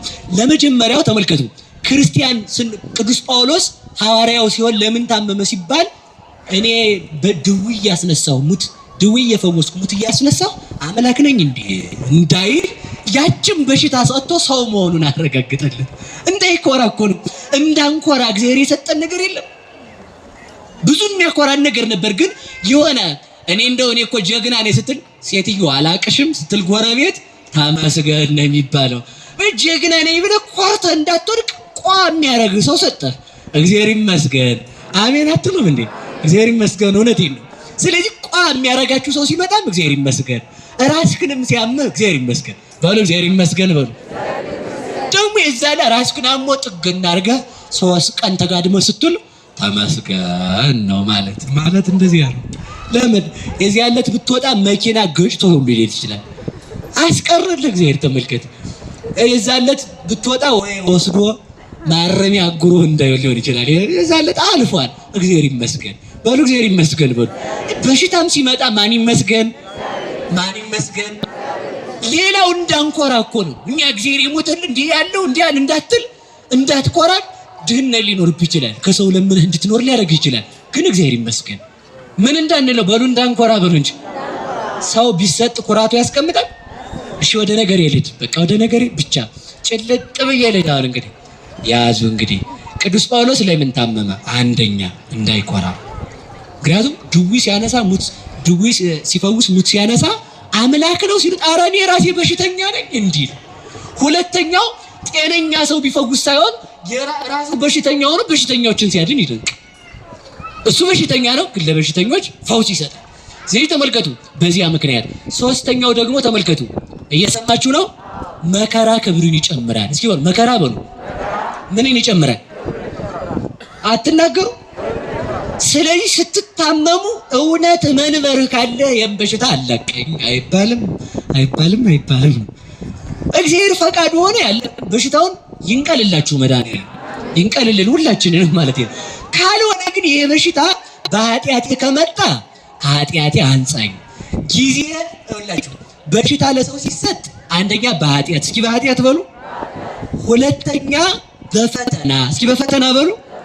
ሶስተኛ በክብር እስኪ በክብር በሉ። የቅዱስ ጳውሎስ ክብር የሚያስጨምር ነው። በኃጢአት የሚመጣ በሽታ ምንድነው መድኃኒቱ ከተባለ ንስሐ መግባት። አሁን እናንተ ቤት እንዲላችሁ ነው ስለምትፈልጉት። ንስሐ ከገባችሁ ጤነኛ ትሆናላችሁ። እውነቴን ነው። ለምን እንደዚህ ያልክ ካላችሁ መጻጉዕን ሲፈውሰው ምን አለው? ኃጢአትህ ተሰረየችልህ ካለ በኋላ ምን አለ? ተነስና ተሸከም። አየው መጀመሪያ ስጋችንም ለመዳን ምን ያስፈልግ? ምን ይቀድማል? ነፍሳችን ስትድን ስጋችን መዳን ይጀምራል። ነፍስ ስትታመም ስጋን በሽተኛ ይሆናል ማለት ነው። አንዱ በኃጢአት አንዱ በጸጋን፣ ሶስተኛው በጊዜ በሉ። በጊዜ በሉ። ለክብር በሉ። እስኪ ለክብር በሉ። ኧረ በሞቴ ለምን ኢዮብ የታመመው ለምንድን ነው በሉ እንጂ። አንዱ ሰዓት የለኝም ብቻ አንድ ነገር ላስታውሳችሁ። አሁን ምንም የማያደርግ ደግ ኢዮብ በሰባቱ ጊዜ በቀን ለልጆች ሁሉ መስዋዕት የሚያቀርብ ኃጢአት ሰርተው እንደሆ ብሎ እግዚአብሔርን እያመሰገነ የሚኖር ደግ አባት ነው። ደግ እንደሱ ያለ የሌለ። ለዚህ ነው ሊቁ ሲያመሰግናት ትዕግስትኪ ፈድፈደም ትዕግስተ ኢዮብ ጻድቅ አላት። እመቤታችን ትዕግስትሽ ከኢዮብ በለጠ አላት። ምን አድርጓል መሰላችሁ? ኢዮብ ሰውነቱ ሲቆዝ ልጆቹ ሞቱ፣ ዝም። ሀብቱ አለቀ፣ ዝም። ሰውነቱ በቁስል ነደደ፣ ዝም። ሰውነቱ ላይ ትል ወጣ፣ ዝም አለና ትሎቹ መሬት ሲወድቁ ብድግ ያደርግና ብሉ እንዳትሞቱ፣ አያችሁ፣ እንዳትሞቱ ብሉ። ሌላው ቀርቶ ሂድና በሰሊጥ ታጥበህ ትድናለህ ሲለው እንኳን ምንድን ነው ያለው? ጌታ ሆይ ትሎቹ እንዴት ሊሆኑ ነው አለ። ተመልከቱ፣ ትል እንዴት ሊሆን ነው ተብሎ እንደው ይጠየቃል። እንደው ተመልከቱ፣ ክርስቲያን ማለት ከበሽታ እንዲድን የሚፈልግ አይደል። በበሽታ ውስጥ ሰይጣንን ማሸነፍ የሚችል ነው። እስኪ በሉ ለፈተና በሉ። ምን ይመጣል? በሽታ በሉ እንጂ። ስታማርር ከፈተና ነው የምትወድቀው። ሰይጣን ኢዮብን ለመፈተን በሽታ ይዞ መጣ። ኢዮብ ግን ተመልከቱ፣ ትሎች እየበሉት እንኳን ለትሎ መታመሙን ትቶ ለትል የሚያስብ አባት እኮ ነው። ከዛ ሚስቱ ትታው ሚስቱ እግዚአብሔርን ሰድበው ሙት እንግዲህ ገማይ ስትለው አስታማሚ ሲጸየፍ እግዚአብሔር አለ። ይኸውላችሁ አስታማሚ ሲል እግዚአብሔር አለ። በቃ ማን አለ? እግዚአብሔር ስደበው የሚል ጅል ነው እሱ። ሰነፍ አላት ሚስቱን። አንቺ ከሰነፎች ሴቶች እንዳንዷ ነሽ።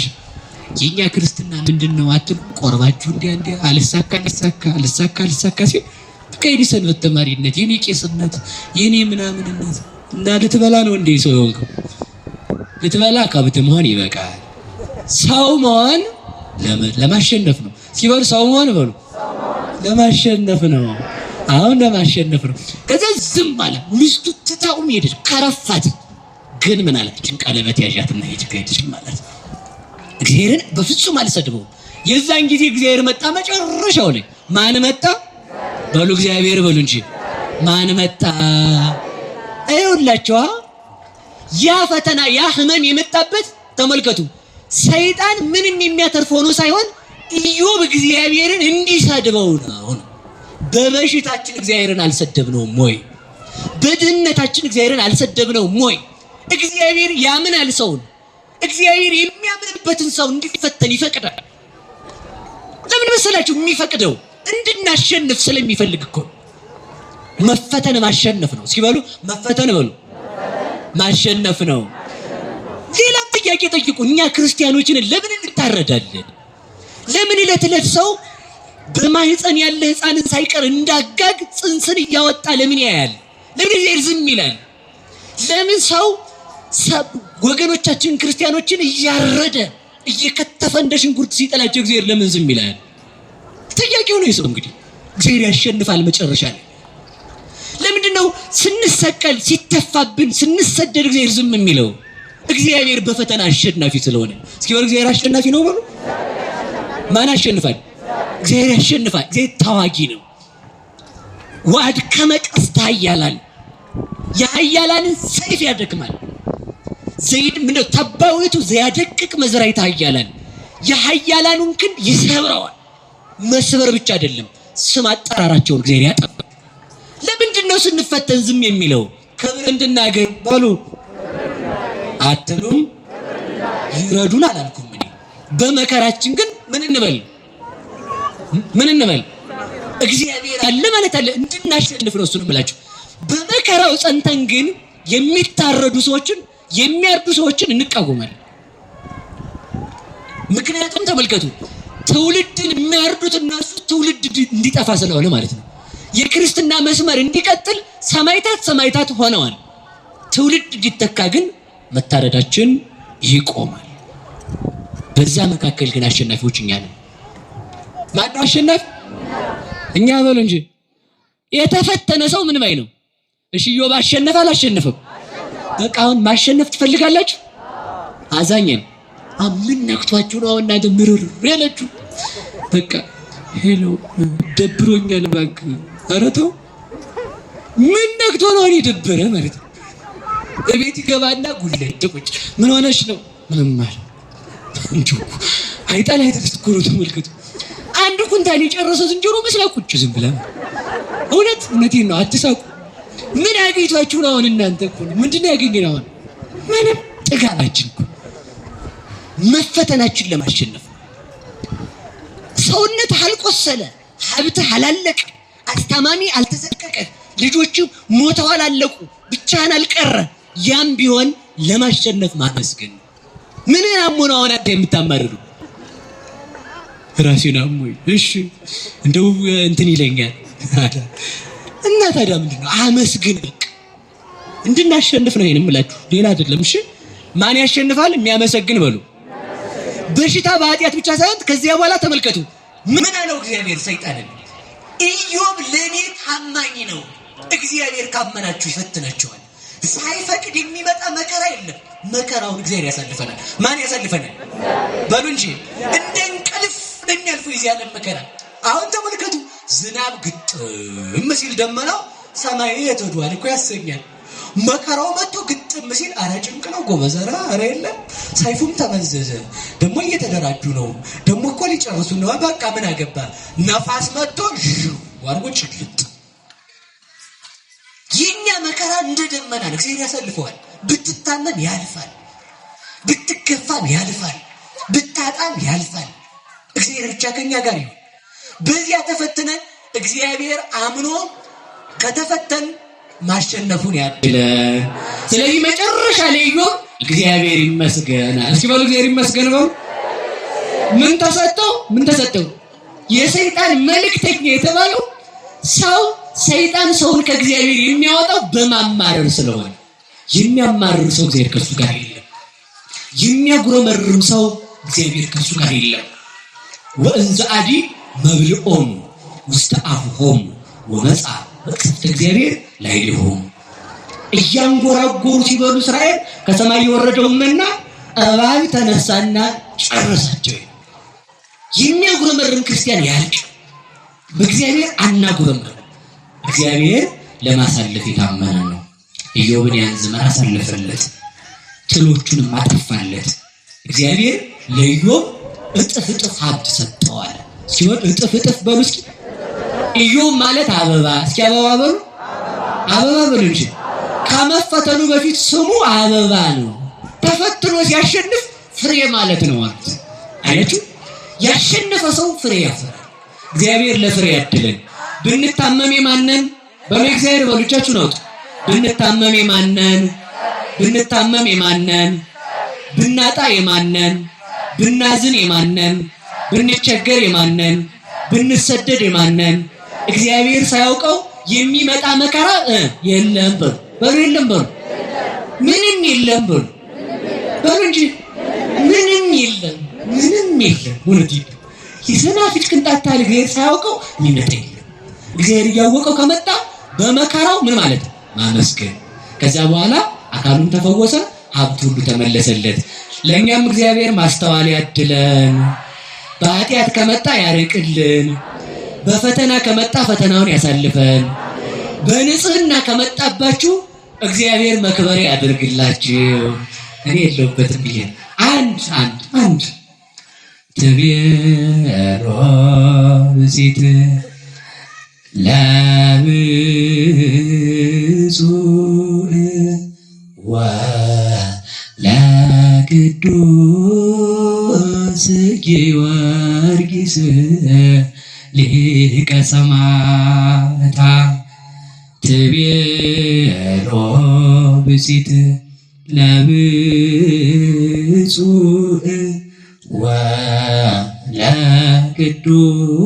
ወለቅዱስ ጊዮርጊስ ሊቀ ሰማዕታት አምላኮሙ ለክርስቲያን ተመስሎ ሰባ አብየ መጽአ ቅዱስ ጊዮርጊስ አሉ ሊቃውንት። ቅዱስ ያሬድ ነው እንደዛ ያለ። ይችን ብቻ ታሪክ ነግሬያችሁ ቤታችሁን ትሄዳላችሁ። ሌላው እዛው እንደተከደነ ይብሰን። እስኪ በሉ መበለቲቱ በሉ ቅዱስ ጊዮርጊስን የክርስቲያኖች አምላክ በሉ ሰው መስሎ ወደኔ መጣ አለችው። እሱ ግን ምን አለ? አንሰ ይኮንኩ አምላክ አላ ገብረ አምላክ አለ። እኔ አምላክ አይደለሁም የአምላክ አገልጋይ ነኝ እንጂ ብሎ መለሰላት። ይህችን ታሪክ አንድ ብቻ ነገራችሁ ነው። ስለ መከራ እሷን ምን ይላት ነበር? የሚመታት የሰይጣን መልእክተኛ ተሰጥቷት ነበር። ምን የሚላት ነገሩኝ እንጂ። ስለዚህ ሴት ታሪክ ብቻ ነገራችሁ ነው የምትሄዱት። አንደኛ ይህች ሴት ባል ነበራት። ከባሏ ልጅ ስትወልድ የወለደችው ልጅ ይህች ሴት ደግ ሰው ናት፣ አስተዋይ ሰው ናት፣ ጥሩ ክርስቲያን ናት። ድሃ ነበሩ። ሲኖሩ አንድ ልጅ ወለዱ። ልጁ ሲወለድ እግሩ ሽባ፣ ዓይኑ ዓይነ ስውር፣ አፉ ድዳ፣ እጁ የማይጨብጥ ልጅ ተሰጣት። ጥሩ ነው አይደል? እንደው ጥሩ ነው አይደለም? አይ ሰው በቃ ኩርሽ ብሎ ምን አርጌ ነው እንደው መድኃኒዓለም አይበልባችሁ። አሜን በሉ። ሌላ ነገር ልናገር ስለሆነ ይሄ አይበልባችሁ። እንዲህ ያለ ልጅ ቢሰጠን ምንድን ነው የምንለው? ጎረቤት አለ አይወልህ ቆራቢ ብትሆን ከተለ ጥሩንም እኮ እናቃታለን እሷን። አሁን ሰው የሰርጉ ዕለት ቆርቦ ቢሞት እኮ ሰው የሚለው ሰምታችኋል ብዬ አስባለሁ። ማናቃት አይደለን እንዴ? የሰፈሩ ዋና ናት ትባላለች ይባላል ነው እንግዲህ። ምን አገባህ አንተ? የታየ እውነቴን እኮ የታየ። አሁን ተመልከቱ፣ እንደዚህ ትችላለችው ለደጓ ሴት። አሁን አይነ ስውር ልጅ ቢሰጥ ተመልከቱ። ገዳም የምትሄድ ብትሆን፣ አስራት በኩራት የምታወጣ ብትሆን ሰው ምን ይላል? ከ150 ዳዊት የልብ ቅንነት ነው ጌታዬ የሰጣትን ልጅ ተመልከች። ጠይቃችሁ ስትመለሱ እያማችሁ ነው የምትሄዱት። ተንኮል እኮ ሰው ጎበዝ አይታችኋል። ጊዜ ተመልከቱ። ሴት እናንተ ብትሆኑ ደግሞ ምን ትላላችሁ? ደግ ሰው ብትሆኑ ጌታ ምን አረኩ? እኔ ቆራቢ ነኝ፣ አንደበቴም ክርክም ያለ፣ እጅን አስራት በኩራት የማወጣ፣ የሰው ገንዘብ ያልነካው፣ ማስቀድስ የምቆርብ፣ እንዲህ ያለ ልጅ ለእኔ ይሰጣል። እሷ ግን ምን አለች? ዝም። እስኪ ዝም በሉ። ተመስገን አለች። እግዚአብሔር ይመስገን። አሜን በሉ እንጂ። እንዲህ ያለም ሲሰጥ ማን ይመስገን? በሉ እንጂ። እግዚአብሔርን ስታመሰግኑ የጠመመው ይቀናል፣ ስታማረሩ ቀናው ይጣመማል። እውነቴን ነው የምላችሁ። ማን ሱባኤ ገብቶ አየ ከተገኘ አምላክ አለ ካልተገኘ የለም እያለ ሲጸልይ አህያው በቤቱ በስተጀርባ ነው። እግዚአብሔር ያንሰማና ያንተ አህያ ካልተገኘ እኔ የለውም ብሎ አህያውን አራቀው። ሊገኝ የነበረው ሰውዬው ሱባኤ ጨርሶ ሲወጣ አህያው የለም፣ እግዚአብሔር የለም ማለት። እስኪ አንተ የለም ብለኝ እኔ የማልኖር ከሆነ ያሳይሃለሁ ነው። ከእግዚአብሔር ጋር እልክ አይገጠም። እውነቴን ነው። እግዚአብሔር የሚሸነፈው በፍቅር ስለሆነ ማለት ነው። እና ተመልከቱ እንግዲህ ወደ ነገር ልውሰዳችሁ። እና ሰው ምንድን ነው የሚያደርገው? አሁን እንደዛ ሲሆን የከደረ በቃ እግዚአብሔር ለኔ ያልሆነ በቃ እግዚአብሔር ተመልከቱ እና ለእናንተ አልሆነም እንዴ እንዴ አይባልም። እውነቴን ነው። ከዛ ለመልሳችሁ እናማርር ነበር። እሷ ግን ምን አለች? እግዚአብሔር ይመስገን በሉ። እግዚአብሔር ይመስገን በሉ። እግዚአብሔር ይሄን ልጅ በቅዱስ ጊዮርጊስ አማካይነት ሊጎበኝላት ነው። እሱን ነው ልነግራችሁ የፈለግኩት። ከዚያ ባሏ ሞተ። ምኗ ሞተ? ኧረ በሞቴ ንገሩ። ቆይ እንዲህ ያለ ልጅ መስጠት ደግሞ ባሏን መውሰድ ምን የሚሉት እግዚአብሔር ነው ይባላል እኮ። ምን የሚሉት እግዚአብሔር ነው ይባላል። እሷ ግን አሁንም ተመስገን አለች። ሲበሉ ተመስገን በሉ። ተመልከቱ ደግሞ ድሃ ናት፣ የምትበላው የላትም። በደንብ ያዙልኝ። ቆይ እንዲህ ያለ አፉም የማይናገር እግሩም የማይሰራ ልጅ ሰጥተህ እንዲህ አድርገህ አንተ ግን አለህ ወይ አላለችው? እንዴት ያለ እምነት ነው ይሄ? ነው የሚደግ የሰይጣን መልእክተኛ ተሰጠኝ ማለት የሚያጸድቀኝ መከራ ተሰጠኝ ነው። ከዚያ ተመልከቱ መጨረሻ ላይ እየለመነች ልጇን ትመግብ እሷም ትበላ ነበረ። የዚያን ጊዜ ቅዱስ ጊዮርጊስ በክርስቶስ አምላክነት እየመሰከረ መጣ። አይወላችሁ እኔ ወጣት ነኝ። ኧረ ተው ጎበዝ፣ ወጣት እኮ ነው ታዲያ ሰማዕትነት። የ3 ዓመት ህፃን አባ ነው አይደል? የ3 ዓመት ብላቴና ቅዱስ ቂርቆስ አይደል? እድሜ ገና ነው፣ ለሰማዕትነት ደርሳል ለመመስከር። በቃ አንተ ከ3 ዓመት ህፃን አታንስ፣ እንደውም አልፏል። ከዛ ቅዱስ ጊዮርጊስ በወጣትነቱ እየመሰከረ መጣ። በዛና ታስሮ ነበር። ባጭሩ የዛሬዋን ታሪክ ብቻ ልንገራት የምናከብርበት ምክንያት። ከዛ ሲመጣ ቅዱስ ጊዮርጊስ ወንጀለኛ ተብሎ ምን አሉ መሰላችሁ ሰዎቹ? ለቅዱስ ጊዮርጊስን እንግዲህ በዱላም በድንጋይም በስለትም በመግደልም በመቁረጥም በማቃጠልም በጠንቋይም አላሸነፍንም። እመቤቴን በጣም ብዙ ነገር ነበር የሚነገር ማለት ነው። በጠንቋይም አላሸነፍንም። ጠንቋይ ክርስቲያንን አያሸንፍም። እሺ ተከፈለገ ለምን አሳማውን አያመጣውም እየነዳ?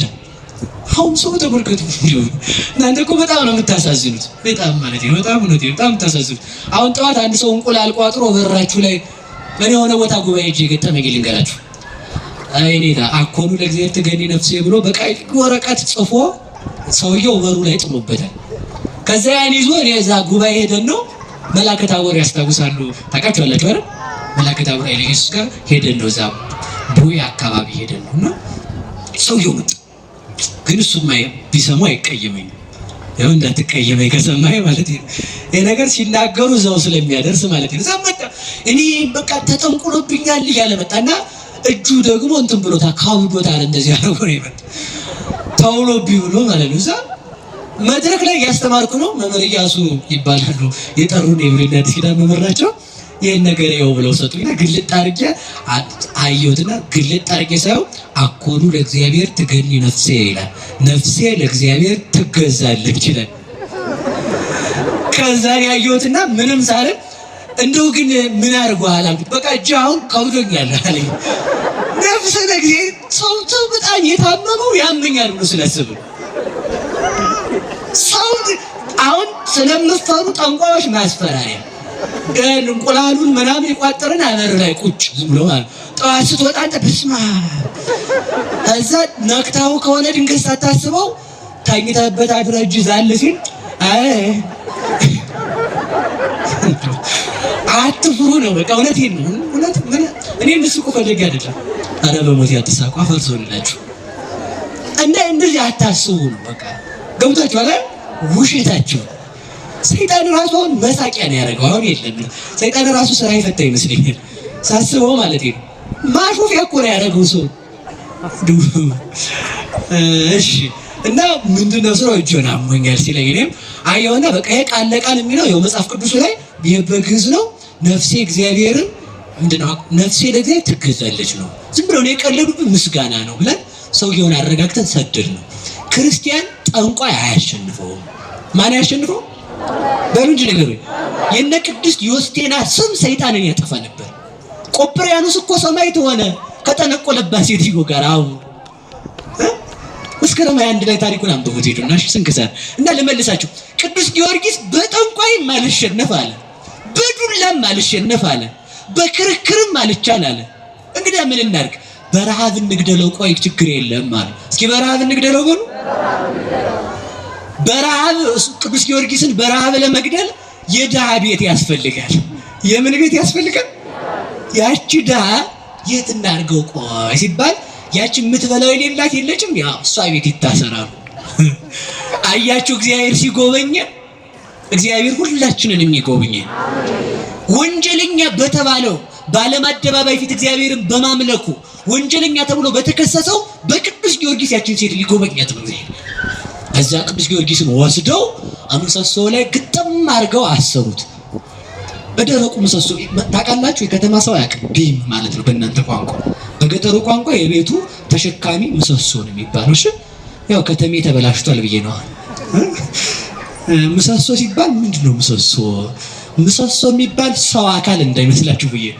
ምሰሶ ማለት የእናንተ ቤት ባይገባ ኮለን ማለት ነው። እና ግን የእናንተ ቤት ደግሞ አሁንም ግድም ስለሆነ ቤት ሲሰራ መካከል ላይ ተሸካሚ እንጨት አለ የሚቆም ያ ማለት ነው። ያ ማለት እና ያ ነው እና እዛ ላይ ወስደው አሰሩት ደረቀው እንጨት ላይ። ከዚያ ያቺ ሴትዮ ቆይ ግን እግዚአብሔር ምን አደረኩ? ለምኜ ማመጣትን የሰውዬ አፍጥጦ ደግሞ ሳያስበላኝ ሊቀር ነው አላለችም። እንጀራ ሳይኖረን እኮ እንግዳ ሲመጣ እናፍራለን አይደል? አቤት ሰው ስስቱ መሬት አይጣል አይድረስ። እሺ በተለይ የሌላችሁ ከሆነ በር ሲንኳኳ ኳ ካለ አንቺ ድስቱን እኔ እንጀራውን እናነሳዋለን ይላል ሰው ማለት ሰው ስስቱ ማለት ነው እያለው እንኳን ማለት ነው። እና ሰው ስስታም ነው። ያቺ ሴት ግን ተመልከቱ፣ አንደኛ አይነ ስውር ልጅ መስጠት፣ ሁለተኛ ባሌን መግደል፣ ሶስተኛ እኔ እንዳማረግ፣ አራተኛ የለመንኳትን እንጀራ በሰላም እንዳልበላ ራብተኛ ማንጣት። ምን የሚሉ እግዚአብሔርና አላለችም። ምን የሚላት የሰይጣን ምን ተሰጣት? መልእክተኛ በሉ እንጂ ያ ምንድነው? መከራው ማለት ነው። ከዛ መጨረሻ ላይ ታሪኩን ጨረስኩት። እንግዲህ መጨረሻ ላይ ቅዱስ ጊዮርጊስ ቤቷ ሲገባ ምን አለች?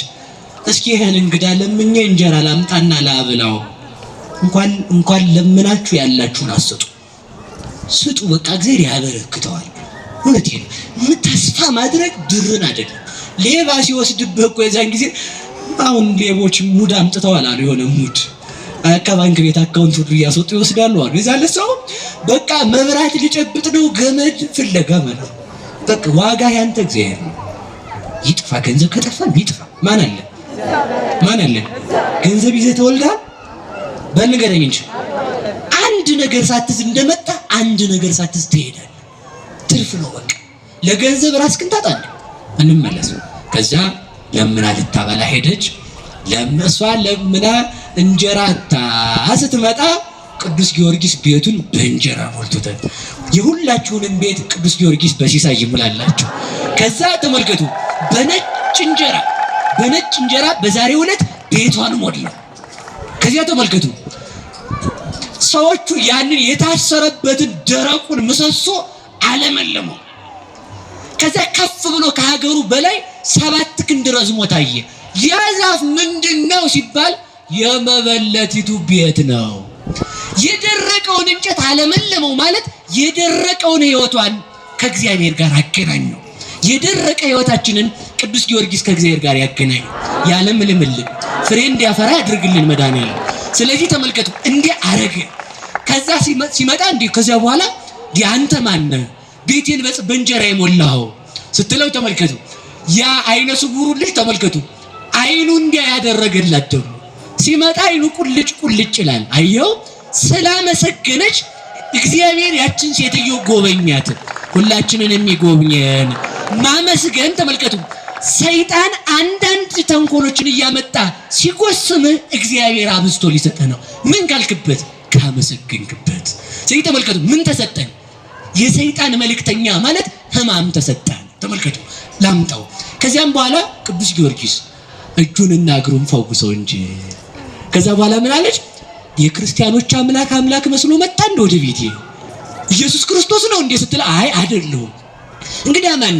ባሪያው አገልጋዩ ነኝ አላት። ቅዱስ ጊዮርጊስ ወደ ሁላችን ቤት ይምጣልን። ቆዩ አንድ ጊዜ ብቻ ቆዩ። አሁን ከዚያም በኋላ ተመልከቱ፣ አይኑ ብቻ ነው የዳነ፣ እግሩና እጁ ጆሮ ቀርቶ። ቅዱስ ጊዮርጊስ አድነው እንጂ ስትለው ይቆይ ዝም ብለሽ አላት። አያችሁ፣ እኛ ብንሆን እኮ አይነጋም። አዮ አያስመሳይ ደግሞ ብር ስጪ ብሎ እኮ ይሆናል። ምንም አላለችም እሱ።